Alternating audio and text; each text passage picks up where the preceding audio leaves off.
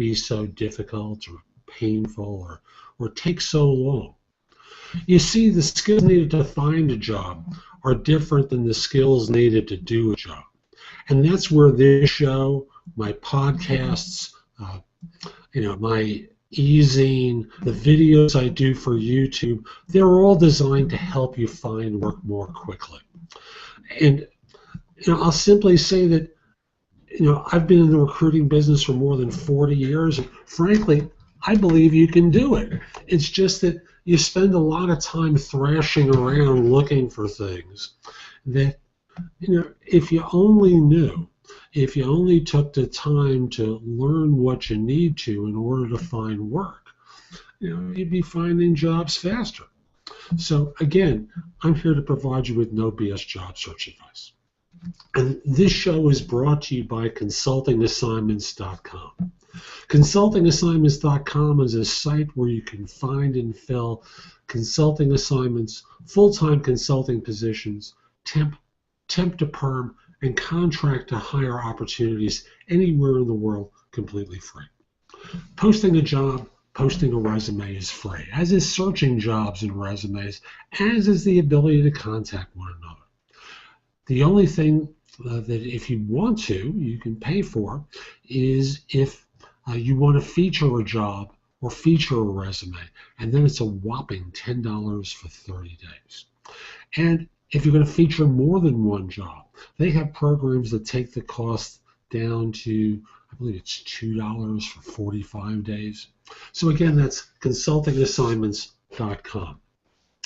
So I want to apologize to my YouTube watchers because the system got off to a slow start, so you missed the first few words that I said. So I want to apologize to you, but the rest of the show is going to be completely intact, and you'll be able to watch it in its entirety. So this show today is about why you don't even get the interview. And let's say you've seen a job description on a job board, or you've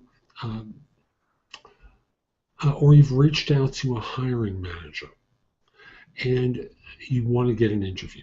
So you forwarded a resume to them and you haven't gotten the interview. You haven't even gotten an acknowledgement. So why is that? Why aren't you getting the interviews even though you're sending out the resume? And I want to come to the most succinct answer that I possibly can for this, because it really cuts to the core and gives you a no BS answer for why that happens. And then I'm going to go into some details for why it just doesn't happen. Now, the primary reason that you're not getting the interview, and really this is all it really comes down to, the primary reason you're not getting the interview is you haven't made a good enough case for why you fit a role that the firm is hiring for, or why it is they should give you a shot. It's really that simple. So how does that come about? Well, I think you have to really understand what recruiters do all day long.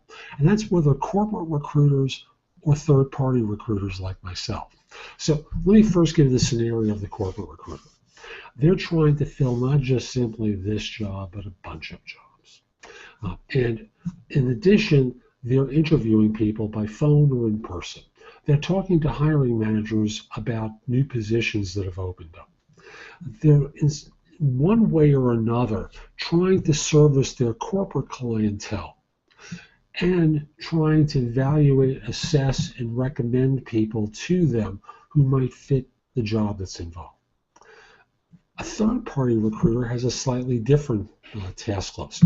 Yes, they're reading resumes all day long, and they're fielding phone calls, and they're doing business development work to try and open up new opportunities that might in some way fit what the candidates they represent look for. They're also marketing their services. They too are interviewing by phone, in person, Skype, any number of different ways to determine whether or not someone might fit. They're tailoring resumes or tweaking resumes. I can't say tailoring. I'll speak for myself. I don't have the time to do resume rewrites. There's so many people who are coming to me looking for help.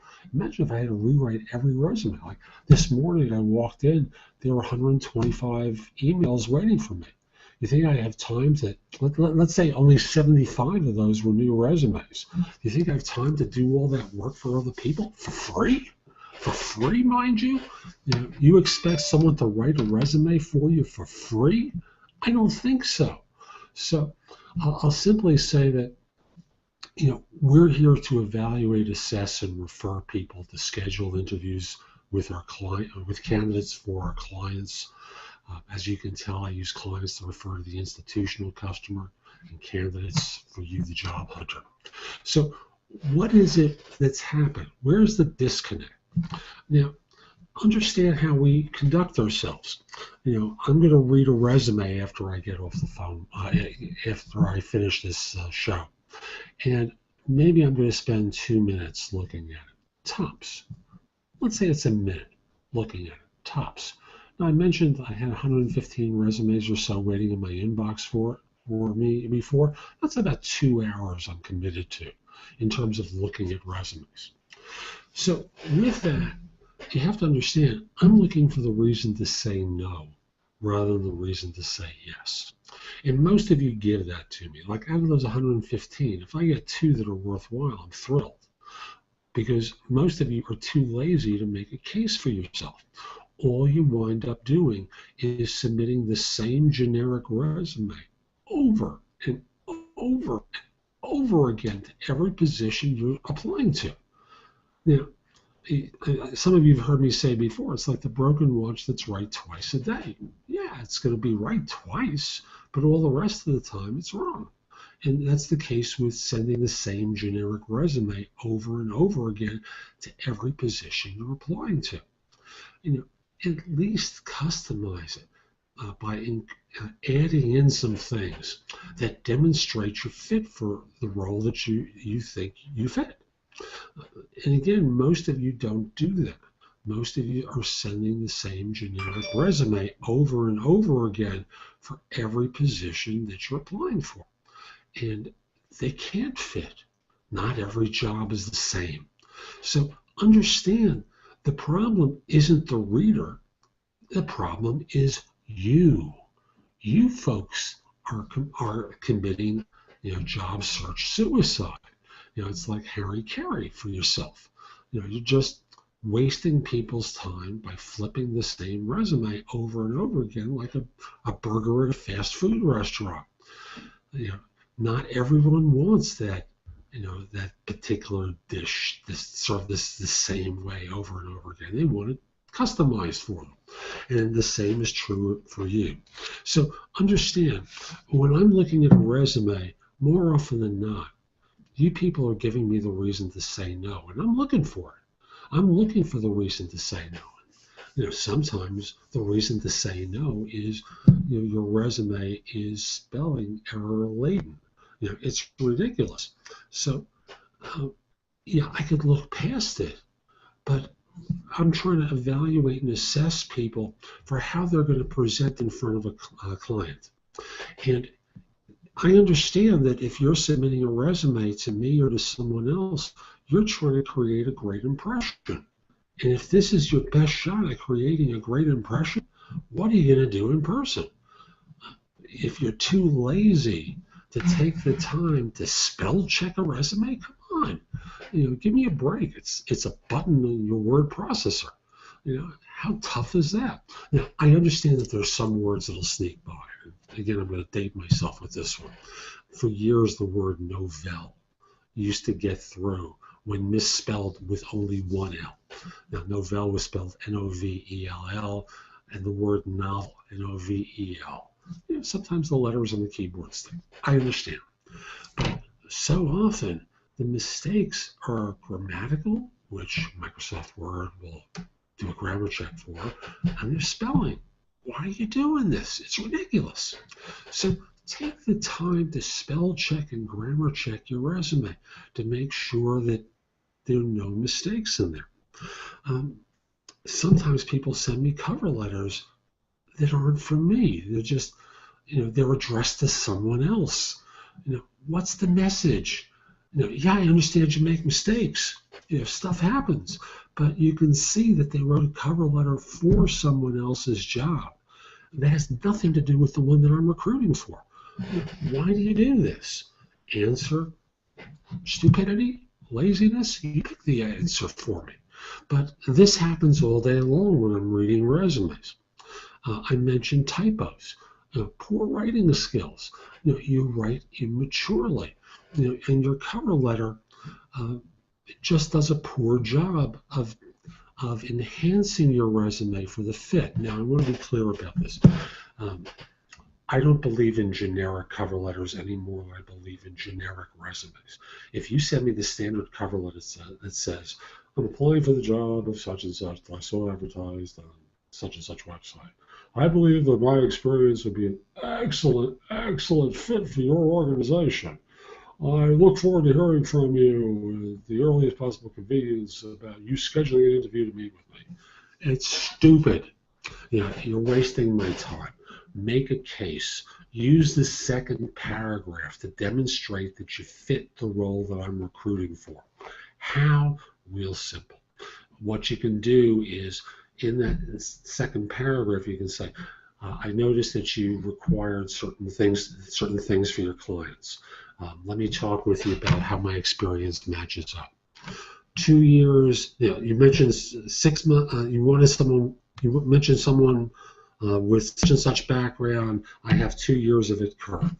Such and such experience, 3 years, up till 6 months ago. You go point by point with these items in order to demonstrate your fit for the role. And what happens is you're making a case using this point-by-point approach to show that you fit. Now, like I said, generic cover letters are an instant rejection for me. They're a colossal waste of time. But here's an even funnier one, where cover letters really demonstrate a fit for something completely different. I remember seeing a resume of someone who was applying for a finance job. And the case that they made in their cover letter really showed that they were a fit for IT. And the guy is arguing with me. I said, bear with me. Give me a couple of hours. I want to send something to you. You tell me what job this person's applying for. I take their name off. I change all the companies listed on their resume. And send the same cover letter. I said, tell me exactly what job this person's applying for. And they came clean. They recognized it wasn't a fit for what they were applying for, and that everything that they had done in their cover letter was a contradiction for what it was they said they were looking for. So again, you have to get past this question of why I shouldn't hire you and get to the one of how you fit. Once you do that, you'll get more interviews. So I hope you found this helpful. I also want to let you know that you can also come over to my website, which is jeffaltman.com. I have a lot of great content there. I have all my podcasts from this show and my other show, Job Search Radio, which is on webtalkradio.net, available at jeffaltman.com. There are videos I've done for YouTube, which is The Big Game Hunter TV. All one word, The Big Game Hunter TV. On YouTube, you can watch it there or at jeffaltman.com. There's information about my books and guides to job hunting. Articles I've written for my e-zine, which is called No BS Job Search Advice. I publish it weekly with advice for job hunters good anywhere in the world. You can search positions I'm recruiting for, post your resume to many websites from jeffaltman.com. So come over there and go exploring. Now, if your firm's trying to hire someone, if you're trying to hire someone, send me an email at jeffaltman@thebiggamehunter.us, and I'd love to help your firm staff positions. If we're not already connected on LinkedIn, send me a connection request there. It's linkedin.com/IN/the-big-game-hunter. I accept connection requests from people all over the world, except if you're a third-party recruiter or in a country known for scams or spam. So this is Jeff Altman. Hope you found this show helpful. Hope to speak to you soon. Take care.